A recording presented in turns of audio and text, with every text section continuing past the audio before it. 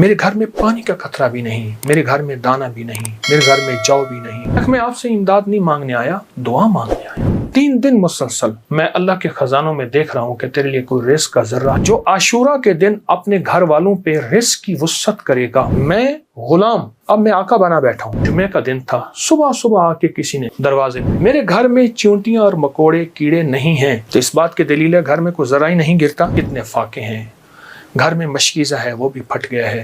خواجہ حسن بصری رحمۃ اللہ علیہ کے پاس ایک شخص آیا، میں بصرہ میں ان کے پاس حاضری میری ہوئی۔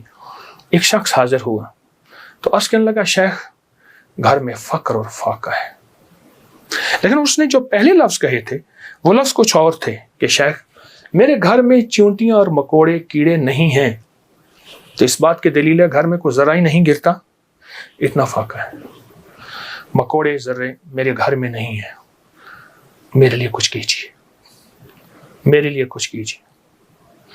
تو سرکار کا فرمان ہے کہ اچھا ایسا ہے کہ کل آنا۔ وہ کل آیا، اس نے اپنی ذبح العالی کی داستان اس سے بدتر سنائی۔ کتنے فاقے ہیں، گھر میں مشکیزہ ہے وہ بھی پھٹ گیا ہے، اس کو پیمند لگا کے تھک گیا ہوں، مشکیزے میں پانی نہیں رہتا، میرے گھر میں پانی کا قطرہ بھی نہیں، میرے گھر میں دانا بھی نہیں، میرے گھر میں جو بھی نہیں، میرے گھر میں کوئی پنیر بھی نہیں، میرے گھر میں کوئی زیتون نہیں، میرے گھر میں کچھ بھی نہیں ہے، فاقوں سے ہیں۔ اور پھر ایک بات عرض کی اس سائل نے، شیخ میں آپ سے امداد نہیں مانگنے آیا، دعا مانگنے آیا۔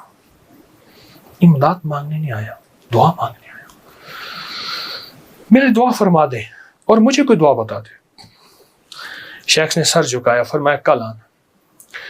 اس نے مایوسی کی حالت میں شیخ کے چہرے پہ نظر کی، لیکن اللہ کے ولی تھے، اسے بھروسہ اور اعتماد تھا۔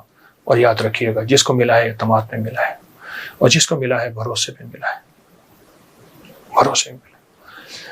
اگلی دفعہ آیا، اگلے دن آیا تو خاموش بیٹھ گیا، نہیں بولا اور خاموش بیٹھا رہا۔ حضرت نے اس کے کندھے سے پکڑ کے اسے اپنی طرف متوجہ فرمایا مجھے تیری درد، تیری تنگ دستی، تیری ذبح حالی کا احساس ہے، لیکن میں کیا کروں؟ میں 3 دن مسلسل اللہ کے اوامر کی طرف متوجہ ہوں، 3 دن مسلسل میں اللہ کے خزانوں میں دیکھ رہا ہوں کہ تیرے لیے کوئی رزق کا ذرہ ہے، کوئی رزق کا دروازہ ہے، مجھے نظر نہیں آ رہا، لیکن ایک دور روشنی نظر آ رہی ہے، اور وہ ہے 10 محرم کا، عاشورہ کا دن، ایک تیرے لیے روشنی ہے، وہ نظر آ رہی ہے۔ اگر تو اس پہ مطمئن ہوتا ہے تو پھر تیری 10 نسلوں کے لیے رزق کے دروازے ہیں۔ اور فرمایا، سینے پہ ہاتھ رکھ کے فرمایا، حسن اس بات کا اللہ کی رحمت سے گواہی دیتا ہے کہ تیری 10 نسلوں میں رزق، وسعت، برکت کے دروازے۔ جب اس نے 10 نسلوں کی بات سنی، اس کا سانس میں سانس حوصلہ آیا، اور وہ بیچارہ جو مایوسیوں میں چلا گیا تھا اس کے اندر کچھ جان اور رمق آئی، تو کہنے لگا، حضور آپ فرمائیں میں کیا کروں؟ فرمایا، روزی کر، محنت کر، روزی کر، محنت کر، اور کچھ کما، کچھ بچا، کھا بھی صحیح، لیکن تھوڑا تھوڑا عاشورہ کے دن کے لیے بچا، تھوڑا تھوڑا 10 محرم کے لیے بچا۔ جب 10 محرم قریب آئے تو 1 محرم کو میرے پاس آ جانا، 1 محرم کو میرے پاس آ جانا۔ کہا ٹھیک ہے، وہ چلا گیا۔ 1 محرم سے پہلے وہ آ گیا، شیخ نے دیکھا، پہچان لیا، اسے بٹایا، محبت دی، فرمایا اب جتنے پیسے تیرے پاس ہیں، تو اس نے کہا چند درہم ہیں، اور میں بہت ہیں، چند درہم ایسا کر گھر والوں پہ خرچ کر 10 محرم، یہ چند درہم 10 محرم گھر والوں پہ خرچ کر، کیونکہ آقا کا فرمان ہے جو عاشورہ کے دن اپنے گھر والوں پہ رزق کی وسعت کرے گا، عاشورہ کے دن، 10 محرم کے دن اپنے گھر والوں میں کو کھلا رزق دے گا اور ان پہ خرچ کرے گا۔ ایک روایت میں ہے کھلا، مفہوم عرض کر رہا ہوں، ایک میں ہے خرچ، جتنا توفیق ہو خرچ کرے گا، تو اللہ جل شانہ اس کی نسلوں کو فقر فاقے سے بچائیں گے، اور اللہ اس سے راضی ہوں گے، اور اس کے لیے جنت کے وعدے ہیں۔ آپ نے اسے وعدے سنائے اور وہ چلا گیا۔ سال کے بعد آیا تو دیکھا کہ ایک دور سے ایک شخص ہے جس کے ساتھ 3 اونٹنیاں ہیں، ایک پہ خود بیٹھا ہے، 2 پیچھے چل رہی ہیں۔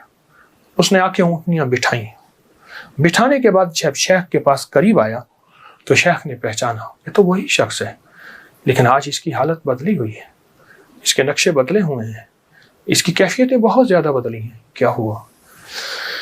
اس نے آ کے سلام عرض کیا، ادب سے بیٹھا اور کہنے لگا حضور آپ کے عمل نے مجھے رنگ دیا، میرا ذرہ ذرہ کا کمایا ہوا تھا، میرا ذرہ ذرہ کا حلال جمع کیا ہوا تھا، اس ذرہ ذرہ کے جمع کیے نے میرے لیے حیرت انگیز رحمت اور برکت کے دروازے کھولے۔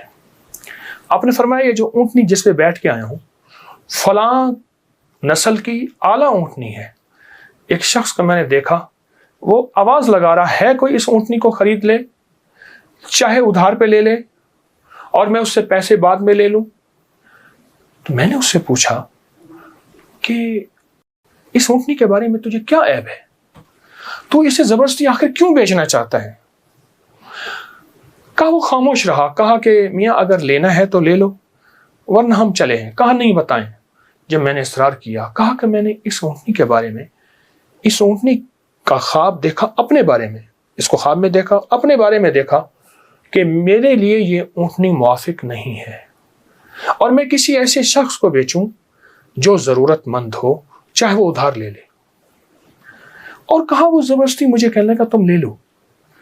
میں نے کہا میرے پاس 1 درہم بھی نہیں ہے، 1 درہم تو 1 درہم 1 دونک بھی نہیں ہے، 1 اوقیہ کچھ بھی نہیں ہے۔ کہا کچھ نہیں ہے، اونٹنی لے لو، اسے بیچو، جو منافع ملے تم لے لینا، جتنے کی بکے مجھے دے دینا، میں تم سے نہیں پوچھوں گا۔ کہا زبردستی اونٹنی کے لگام مجھے دے کے چلا گیا۔ کہا میں پریشان ہوا تو اچانک میرے دل میں آواز آئی، میرے بندے بن مانگے رزق مل رہا ہے، قدردانی کر، لے لے۔ بس اس آواز نے مجھے تسلی دی اور اس آواز سے میں مطمئن ہوا اور کہنے لگے کہ بس میں پھر اس اونٹنی کو لے کے چلا شام تک۔ ایک صاحب نے دیکھا، کہا واہ ایسی زبردست اونٹنی کہاں سے لی؟ میں نے کہا بیچنی ہے، واقعی بیچنی ہے، یہ تو بہت اعلیٰ نسل کی ہے، یہ لوگ تلاش کرتے ہیں، یہ تم کتنے کی لو گے؟ کہا تم قیمت لگاؤ، تم کتنے کی لو گے؟ کہا کہ اس نے 500 درہم کہا۔ میں نے کہا نہیں میں 800 سے کم نہیں دوں گا۔ کہا اپنی زبان پہ پکے رہو گے؟ کہا پکا ہوں۔ کہا چلو میرے ساتھ، میں تمہیں 800 درہم دیتا ہوں۔ کہا کہ میری لگام نہیں پکڑی جا رہی تھی، میرا ہاتھ کانپ رہا تھا۔ اس نے میرے ہاتھ کانپتے دیکھ کے کہا کیا ہوا، تکلیف ہو رہی ہے، کوئی لرزہ ہو گیا؟ میں کیا اظہار کروں، میں تو 1 درہم کو ترستا تھا اور 800 درہم۔ کہا اس نے میرے ہاتھ سے لگام لے لی اور مجھے خود اونٹنی بٹھا لیا اور پیدل جا رہا۔ اب میرا نقشہ عجب بڑھ گیا، عجیب ہو گیا، میں غلام اب میں آقا بنا بیٹھا ہوں اور مجھے اونٹنی پہ لے جا رہا ہے۔ گھر گیا، اس نے مجھے اچھا کھانا کھلایا، بڑی عزت دی، اونٹنی کو کھانا دیا اور مجھے 800 درہم کی تھیلی پکڑا دی۔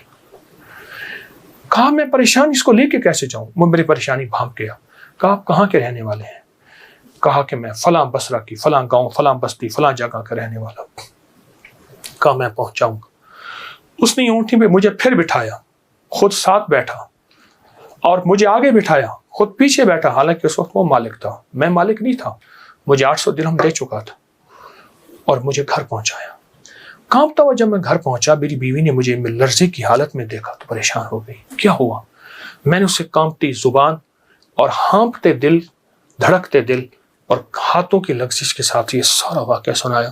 کہا اس نے 800 درہم کی دیکھا نا تو ایک دم پریشان ہو گئی۔ میں نے کہا کہیں یہ مر نہ جائے، مجھے خطرہ ہوا۔ اب کہا کہ اس میں سے ہم نے 1 درہم نکالا، کبھی تھیلی کو دیکھتے ہیں، ساری رات نیند نہ آئی اور اس 1 درہم نکال کے ہم نے گھر کا خرچ لیا۔ وہ پہلا دن تھا جب ہم پیٹ بھر کے کھانا کھا کے اور اچھا کھا کے رات کو سوئے۔